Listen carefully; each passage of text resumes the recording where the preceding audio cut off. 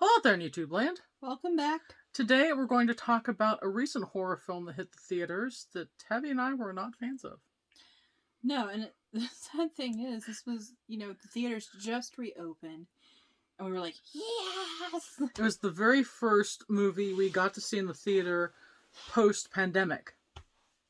I mean, it's been a while. It has. And so you figure we hadn't been to a theater in like a year and a half. Yeah, something like that. I It mean, was even a long longer. time. Longer.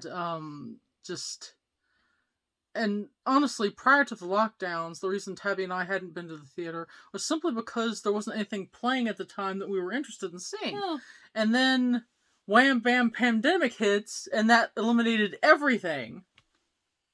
we decided in the middle of the pandemic that when the theaters reopened, we didn't care if it was the fucking Care Bears. We were going to go see it. Exactly. So, we ended up with The Conjuring 3, or The Conjuring, The Devil Made Me Do It. Which if you notice, we do like the Conjuring movies. We like some of the Conjuring series. Yes. And not all. In general, like, the actual films called The Conjuring, we enjoyed. Yes. Not this one. No. Not this one. This one fell so flat.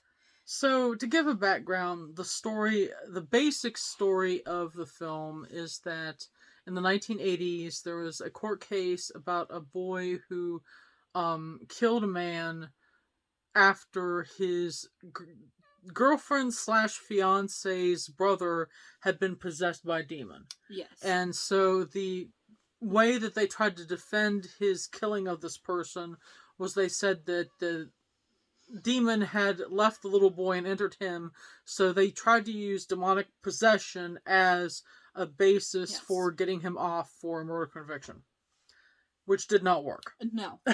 Let's just note that right now. Yeah, in the real it did not case, work. It did not work. And it actually didn't work in the movie either. No, it didn't. So the funny part is that this was not the first film based on this whole storyline. No. The very first film is a movie that Kevin Bacon has tried to bury. Yeah. And that's because it was a TV movie Kevin Bacon was in before he got famous, called The Demon Murder Case.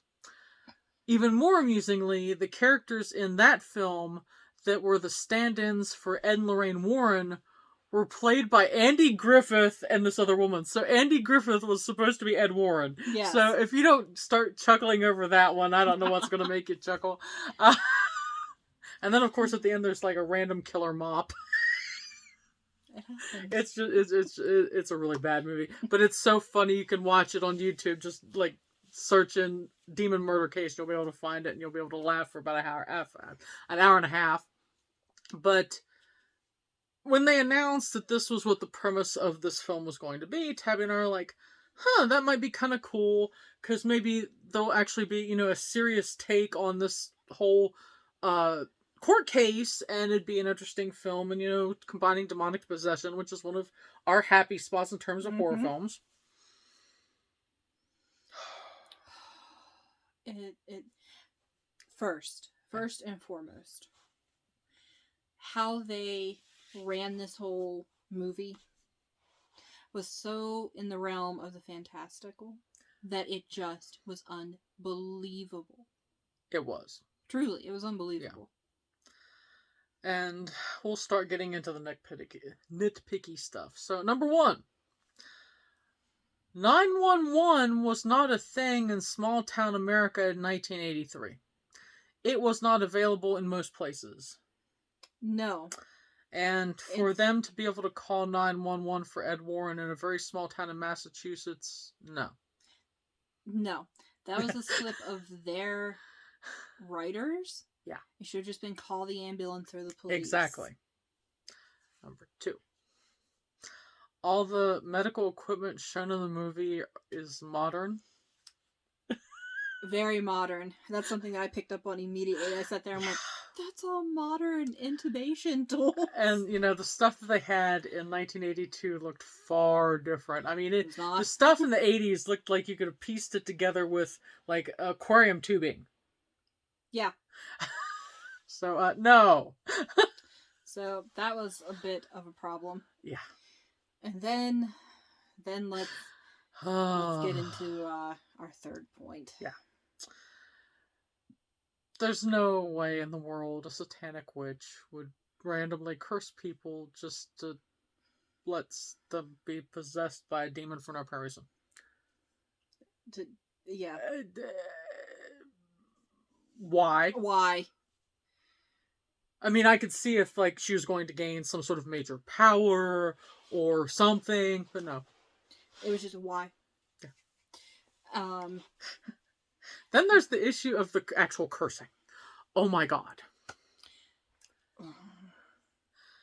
What they did was take a representation, and they had to have gone to different museums and stuff and seen what a Native American ritualistic object looked like.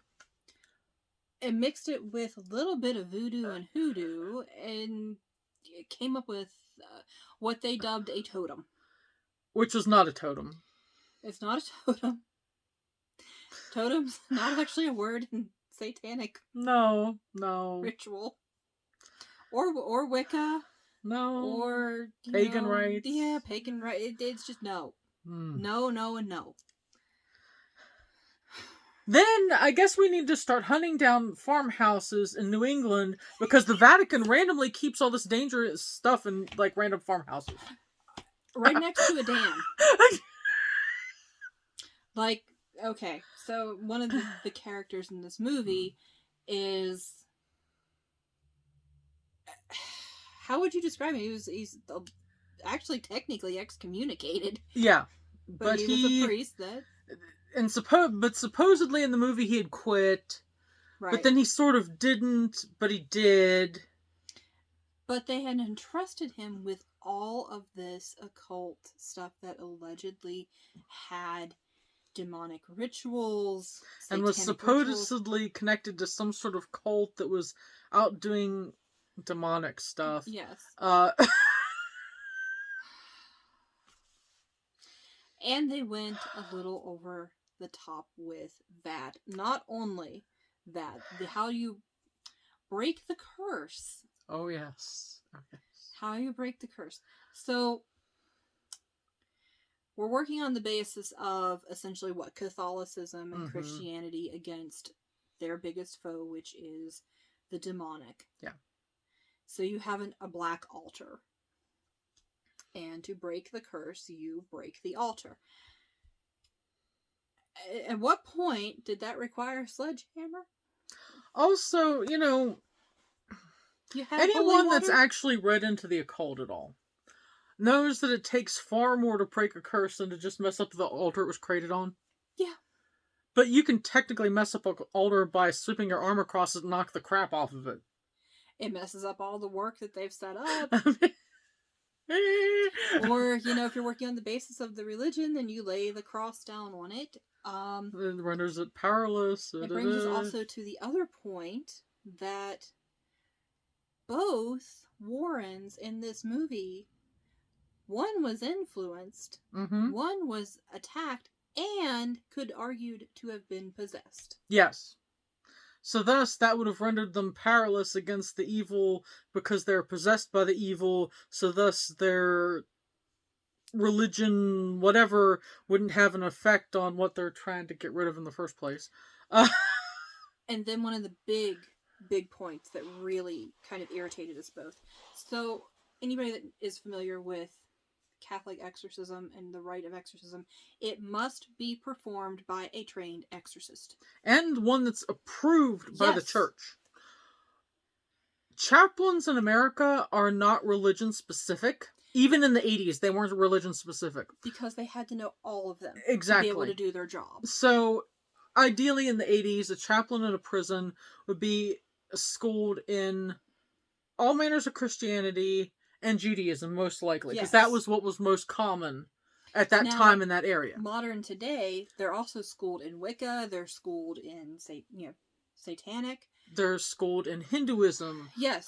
Islam, everything. But back then, it was very much, very small town centric. It would have been, Christianity, Judaism, that type of thing. But there's no way the church would have sanctioned a random chaplain to perform an exorcism. No way in hell. No. And yet somehow, Yeah. and I think to our knowledge, and something that, is a sticking point in all of the Conjuring movies, Ed Warren never himself Performed an exorcism. performed an exorcism. He would be as a witness for an exorcism. He did prayers in houses to try and like just help like generally bless a house to try and like get the icky feeling out of a house. But that's all that the Warrens ever did. They did not have the ability to perform exorcisms. They never performed exorcisms themselves. They would gather the evidence to present to the church. And then the church would decide whether or not to have an exorcism performed. And then if they decided, then they would have an exorcist assigned to the case. Yes. That's how that worked, not the stuff in the movies. And for those of you that saw The Conjuring, the second movie, Conjuring 2, and you were introduced to the nun and the creepiness of the nun, I can tell you that you're going to be kind of rather disappointed in the creepiness of the demon here. Yeah. I am pretty sure Dani and I could probably do the makeup look in 2 seconds. The other thing is that in this movie, those that were possessed, nothing based on Christianity had any effect on it. So thus, that would mean that it would be a high-ranking demon. I mean, even to the point that one of the characters tries to protect himself in a circle of holy water. Yeah. And it just busts right through. Yeah. So, if you have like a big, strong demon, wouldn't the big, strong demon have some sort of amazing look? Yeah. Kind of fell flat. Yeah. So this was not our favorite of this series. In fact, I'll say, the first the first Annabelle film that we both laughed uproariously at was a better film than this. I would argue that, yeah. Yeah. So if you liked it, you're certainly entitled to your own opinion, but these are the reasons why we did not like the film. Probably because you could drive a bus through the holes in the plot. And it was lazy writing, frankly. It was. To have everything resolved by, oh, they broke an altar! Dun-dun-dun! They broke an altar and all was resolved by love. And turned into a love story. I mean, I guess you could get some sort of like, yay, kind of like little feeling at the end when the demon turned on the witch because they broke her apart because it didn't have a soul then or something.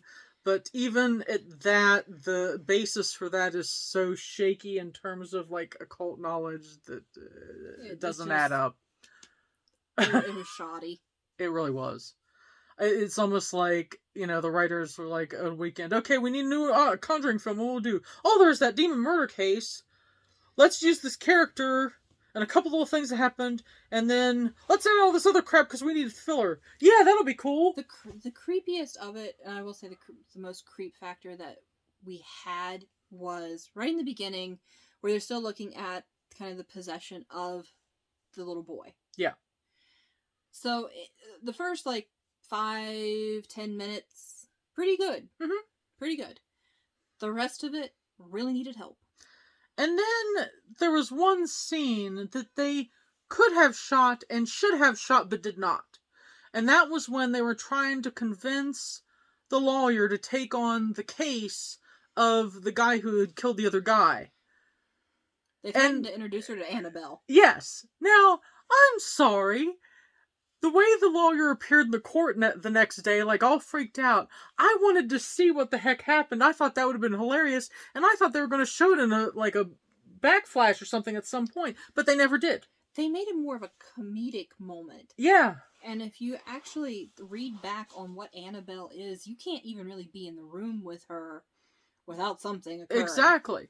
So, in my mind, wouldn't that have been great to have this lawyer come into the whole room with all the cursed objects and there's Annabelle and everything? I mean, now that was a missed opportunity. That was. So. I mean, and that would have improved the film greatly, in my opinion. Yeah. I mean, it would have added something to just be like, haha, at least it had that scene. So there you have it. Yeah. There's our review, our thoughts on The Conjuring, the devil made me do it. So the devil apparently didn't make them do it. So not at all, actually. You know, I think the devil's probably insulted for most likely had that blamed on him. Yes. All right. Comment down below with what your favorite exorcism movie is. And until next time, bye.